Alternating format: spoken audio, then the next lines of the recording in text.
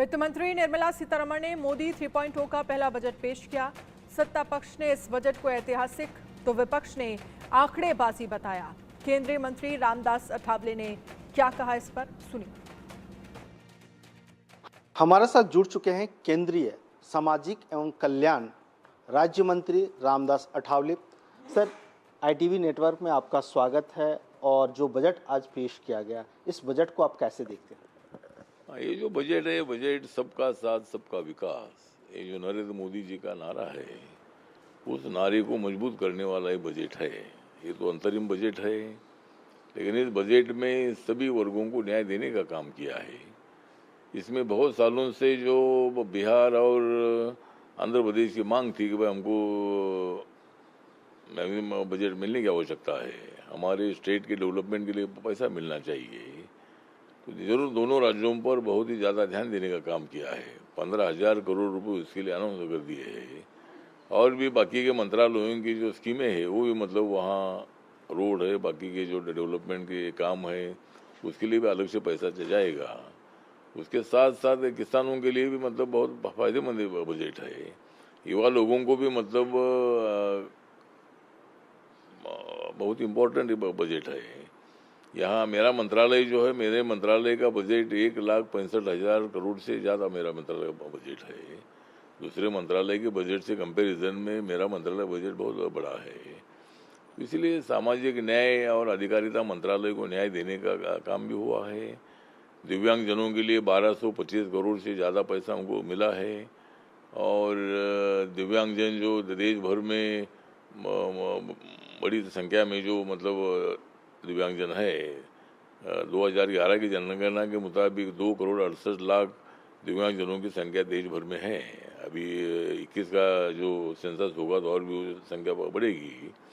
तो इसी तरह मतलब यहाँ इस बजट में युवा लोगों की तरफ भी ध्यान दे दिया है। तो मुद्रा योजना का लोन 50,000 से 10 लाख तक होता था, उसका दायरा बढ़ाकर 20 लाख किया है। 4 करोड़ से ज़्यादा किसानों को उसका और भी ज़्यादा फायदा है। और भी कई स्कीमों के माध्यम से किसानों तक मतलब ये बजट पहुंचेगा। और 3 करोड़ लोगों को, जो झुग्गी झोपड़ी में रहने वाले लोग हैं, ऐसे गरीब लोगों को 3 करोड़ लोगों को प्रधानमंत्री आवास योजना का मकान मिलेगा। 80 करोड़ लोगों को 5 साल के लिए अनाज फ्री में देने का तो ऐलान हो ही चुका है। और इसी तरह मतलब अनेक मुद्दे इस बजट में हैं। तो ये बजट सामाजिक न्याय के साथ साथ आर्थिक न्याय देने वाला है, विकास को गति से आगे बढ़ाने वाला बजट है। और इसीलिए रिपब्लिकन पार्टी ऑफ इंडिया की तरफ से और सामाजिक न्याय और अधिकारिता राज्य मंत्री के नाते मैं इस बजट का तो स्वागत करता हूं। और इस बजट का जो लाइट है ये गांव-गांव तक पहुंचेगा। और मतलब हम लोग जो है ये देश के लिए काम कर रहे हैं। और मोदी जी 5 सालों में देश को कहाँ पहुंचाएंगे, और उसके लिए हम लोग उनके साथ हैं। आप अक्सर मिडिल क्लास की भी बात करते आए हैं, तो ऐसी स्थिति में मिडिल क्लास वालों को जो उम्मीद थी टैक्स में ज़्यादा से ज़्यादा छूट मिलेगा, वो मिला है? हाँ, तो मैं मिला है ना, मतलब इसमें मिडिल क्लास के लोगों को भी छूट मिला है, या इनकम टैक्स में भी काफ़ी छूट देने का काम भी हो चुका है। और इसीलिए मिडिल क्लास को भी ध्यान में रखकर ये बजट तैयार किया है। नीचे का जो तबके का आदमी है, मजदूर है, उसको भी ऊपर उठाने का काम इस बजट में हुआ है। गरीबी रेखा के ऊपर 25 करोड़ लोगों को 10 साल में हमने लाया है। लेकिन ये बजट के माध्यम से और भी कई लाखों लोग मतलब गरीब रेखा के ऊपर आ सकते हैं। तो इसी तरह मतलब अनेक स्कीम के माध्यम से इस बजट जो है बजट देश के विकास को बहुत बड़ी तेज़ी से आगे बढ़ाने वाला बजट है। और इसीलिए इस बजट का जरूर ये कारपोरेट क्षेत्र को भी, जिस तरह इंडस्ट्रियल पार्क बनाने का भी ऐलान हो चुका है। 10 जगह पर इंडस्ट्रियल पार्क बनेंगे, उसमें लाखों लोगों को नौकरी मिलेगी। और एयरपोर्ट अभी बहुत सारे डेवलप हुए और भी डेवलप हो रहे हैं, उससे भी रोजगार बढ़ रहा है। रेल सेवा जो है ये भी और भी ज़्यादा तेज़ी से बढ़ रही है, उसमें भी मतलब काफ़ी लोगों को जॉब मिल रहे हैं। और इसी तरह मतलब हर क्षेत्र में मतलब प्रगति हो रही है। और जिस तरह नेशनल हाईवे के माध्यम से मतलब ये सरकार ने तो बहुत ही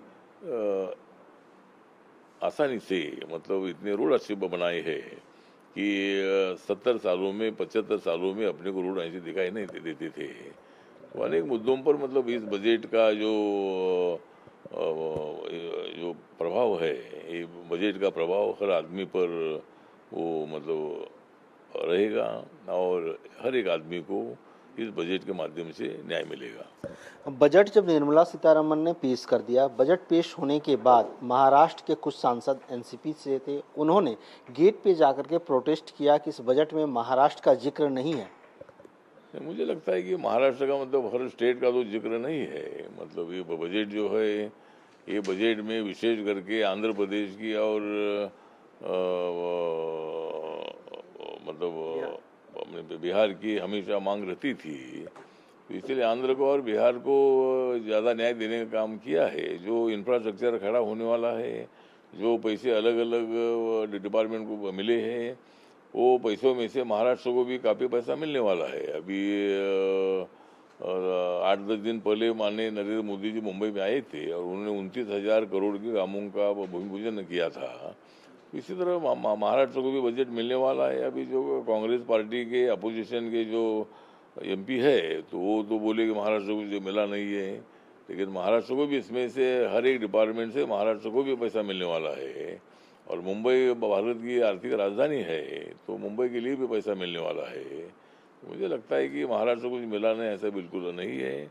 महाराष्ट्र को भी इस बजट में से बहुत अच्छा पैसा मिला है, लेकिन अभी हर स्टेट को जिस तरह 2 स्टेट के लिए पैसा अनाउंस हुआ है, बाकी स्टेट के लिए ऐसा अनाउंस करने का मतलब ऐसा कुछ नहीं हुआ है।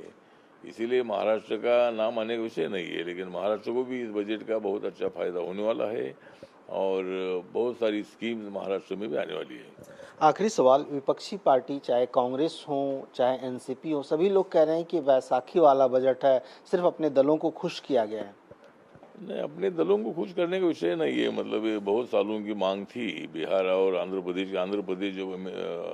प्रदेश और तेलंगाना जब अलग अलग हुआ था, तो वो जो अमरावती उनका कैपिटल है, उनको खड़ा करने का ऐलान और आश्वासन सरकार ने दिया था, यूपीए सरकार ने, लेकिन वो कुछ नहीं हो पाया था। और बार बार ये मांग उठती रही थी कि भाई हमको ज़्यादा बजट मिलना चाहिए, आंध्र को ज़्यादा बजट मिलना चाहिए, बिहार को इंडिपेंडेंट स्टेट का दर्जा मिलना चाहिए। इसी तरह की मांग हमेशा उठती थी, लेकिन इस वक्त मतलब बहुत ही मैक्सिमम पैकेज देकर बिहार के और आंध्रा की जनता को खुश करने का काम तो जरूर हुआ है। लेकिन इसका मतलब ये नहीं है कि भाई ये बजट खाली बिहार और आंध्र के लिए है। मतलब वो आंध्र के लिए थोड़ा सा ज़्यादा बजट दिया है, बात सही है, लेकिन बाकी के सभी राज्यों को भी इस बजट का फायदा होने वाला है। वहाँ रहने वाले 140 करोड़ लोगों को इस बजट का फायदा होने वाला है। चलिए सर, आपका धन्यवाद। तो रामदास अठावले बता रहे थे, ये किसी खास राज्य के लिए नहीं, बल्कि सभी राज्यों के लोगों को, सभी वर्गों को और 140 करोड़ देशवासियों को इस बजट से फायदा मिलेगा। कैमरा पर्सन राकेश के साथ मनोहर केसरी, इंडिया न्यूज, दिल्ली। निर्दलीय सांसद पप्पू यादव ने बजट को लेकर